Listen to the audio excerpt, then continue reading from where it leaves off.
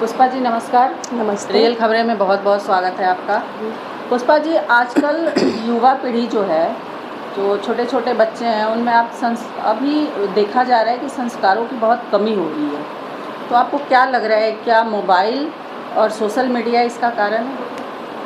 कि mobile social media तो है ही, लेकिन मैं तो समझती हूँ कि इसमें जो घर के जो पेरेंट्स हैं या बुजुर्ग हैं, उनकी भी बहुत बड़ी कमी है।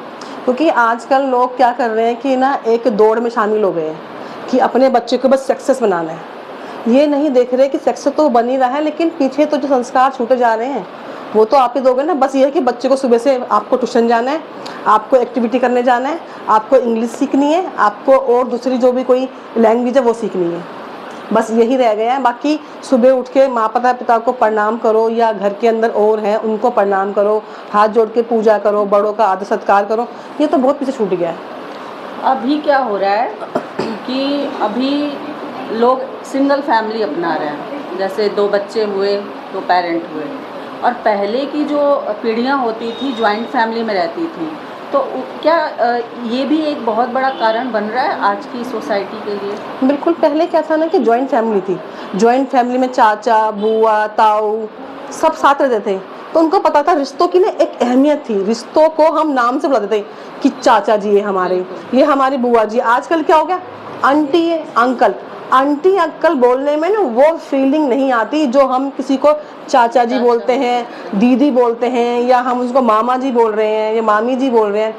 वो रिश्ते से लगता है कि ये हमारे अपने हैं। लेकिन अंकल आंटी से क्या है, ये तो हम पड़ोसियों को ही बोल देते हैं कि अंकल आंटी। हाँ, और अब तो आजकल सब अंकल आंटी ही बोलते हैं। मामा चाचा ताऊ तो बहुत दूर छूट गए हैं। खुद के खून के रिश्ते को भी हम अंकल आंटी इससे क्या हो गया ना कि इससे ना लोगों के बीच में ना अलगाव आ गया है, दूरियां हो गई है। क्योंकि पहले जॉइंट फैमिली थी तो सब साथ रहते, दुख हो सुख हो सब मिलके, और सबको लगता था कि हाँ हम पूरी एक फैमिली है। आजकल क्या हो गया ना, शादी हुई, अब वो अपने अलग चले गए कमाने के लिए, बाहर चले गए, कोई आउट ऑफ कंट्री जा रहा है, कोई आउट ऑफ दिल्ली जा रहा है, या अपने जैसे भी स्टेट में जा रहा है। उसके बाद क्या है, कभी कभार मिलने के लिए आए तो फॉर्मेलिटी हुई, एक दिन आए मिले जुले चले गए, एज ए गेस्ट के रूप में। बिल्कुल गेस्ट के रूप में आते हैं। तो अपनापन कहाँ रह गया है, अपनापन तो खत्म ही हो गया ना। क्योंकि हमारे पास टाइम ही नहीं है। हमारी जो जिंदगी है ना, जो हमारा लाइफ स्टाइल इतना बिजी हो गया ना कि हमारे पास अपने खुद के लिए भी टाइम नहीं है। तो हम बच्चों को क्या टाइम देकर सिखाएंगे।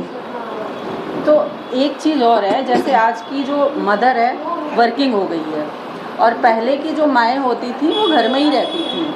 तो क्या औरतों के ऊपर ये सारी जिम्मेदारी थोपना गलत बात है? मतलब कहा जाता है जो करती है माँ करती है।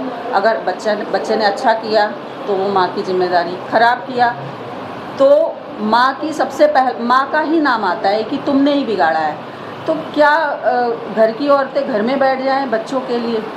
नहीं, ऐसा नहीं है कि घर की, पहले भी देखो बहुत सारी औरतें थी जो पहले भी काम करती थी और साथ में घर भी संभालती थी और बच्चों को। क्योंकि ना मैं तो जहाँ तक मानती हूँ ना कि जो संस्कार एक लेडीज दे सकती है ना वो जेंट्स नहीं दे सकते। बिल्कुल। क्योंकि लेडीज खुद बाहर भी जाती है, घर भी संभालती है, तो सारा पता है कहाँ से क्या कैसे करना है। जेंट्स लोगों को इतनी नॉलेज नहीं है।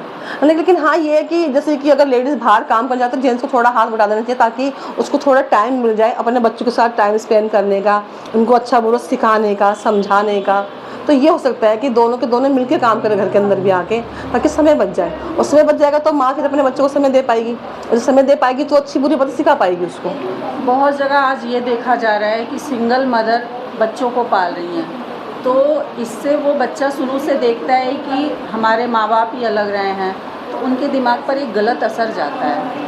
तो क्या संस्कार इससे भी कम पड़ रहे हैं हमारे बच्चों के अंदर? हाँ बिल्कुल सही बात है। क्योंकि जब हम अकेले रह रहे हैं, हम अपने बच्चे क्या देख रहे हैं, बच्चे घर में कोई नहीं है, वो अकेला है घर के अंदर। फिर क्या होता है, धीरे धीरे ना उसकी मानसिकता ऐसी हो जाती है बच्चे की, उसका सोचने का तरीका, उसका खेलने का, लोगों से बात करने का, क्योंकि उसको जानता ही नहीं है। तो फिर वो उसी तरीके से हैंडल करता है लोगों को।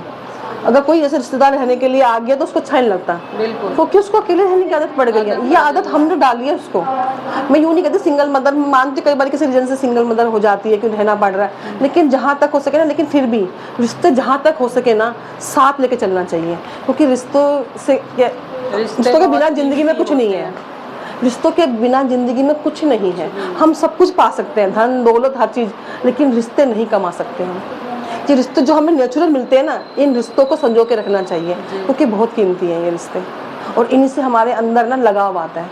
प्यार पनपता है, एक दूसरे के प्रति आदर आता है। और जो हमारे बच्चे होते हैं हमारे रिश्ते को देख बिल्कुल, कल को, हाँ कल को, क्योंकि जब वो बड़े होंगे तभी तो हमारी भी तो इज्जत करेंगे ना, कि हम शुरू से उसको ये चीज दे रहे हैं, रिश्ते दे रहे हैं, तभी तो हमारे रिश्ते की कदर करेंगे वो। अगर हम उनको रिश्ते दे ही नहीं पाएंगे तो वो हमारी क्या कदर करेंगे। आगे चल के क्या होता है, माँ बाप को बुढ़े हो जाते हैं, उनके अंदर फीलिंग मर जाती है, फिर वो वृद्धाश्रम छोड़ जाते हैं। आजकल यही देखा तो जा रहा है। फीलिंग मर जाती है ना उनके अंदर से, क्योंकि उनको पता ही नहीं दादा दादी क्या होते हैं, नाना नानी क्या होते हैं, चाचा चाची क्या होते हैं।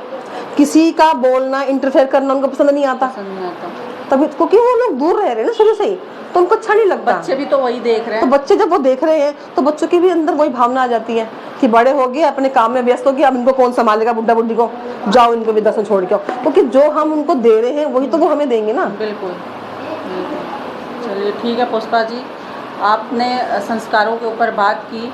उम्मीद है बच्चे वीडियो देखें और कुछ सीखें कि भाई मैं तो कहूँगी पेरेंट भी नहीं, हाँ सीखें। नहीं, सबसे पहले तो पेरेंट्स से सीखने की जरूरत है, सीखें ताकि वो अपने हाँ बच्चों को बिल्कुल सिखा बिल्कुल, सकें। क्योंकि पेरेंट्स जब देखेंगे ना, सीखेंगे, तभी वो बच्चों को सिखा पाएंगे।